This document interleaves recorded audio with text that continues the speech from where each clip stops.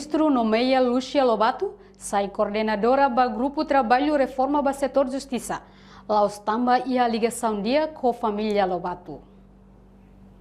Lúcia Lobato ratou assunto neba jornalista Timor Post e Eniaknar Fatin. Palácio Governo, quinta-feira, Loronito, fulan setembro, tinan reunião no Luresin Tolu. Coordenadora Grupo Trabalho Reforma do Setor Justiça, Lúcia Maria Freitas Lobato afirma: "Nia retam fier husi sefi governo, onde assume knar idane, atu apoia serviço e a área justiça niang. E laos tamba ia ligação dia com a família Lobato. Tamba nenya husu público. Atu labele liga nia nomeação ne, ba ia assunto família Lobato niang. Tamba ia ligação com a família Lobato, ia ligação com Itane maka ni hau ni hanoi mas nia makbele primeiro-ministro terus perguntaria te igual ministro hau mas responde hanya mas quando ele bolo hau mai atu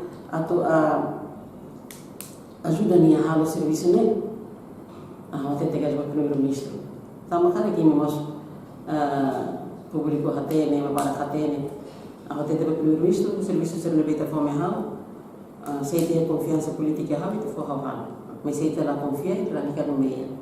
Tamba boto toto nebe makita ma primeiro-ministro, ema nebe makita hili ba serviço eta, ema nebe makita fia. Seita fia hau kita fome hau hau, né?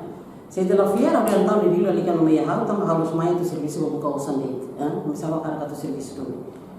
E ni hate te ba hau tak lah preciso ata ajuda hau. Atau dia menega tak kamai.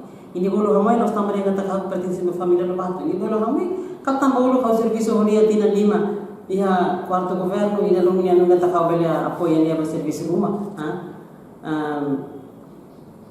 Antes de entrar no governo, o serviço do primeiro-ministro me criou operação na desde o Jakarta, o serviço Balwania, lumia não ainda está bem apoiaria para quatro, mas não foi fiar ainda não. Portanto, a russo que está público lá bem liga, buat bem aqui a relação do serviço, ou buat bem aqui assuntos privados bem.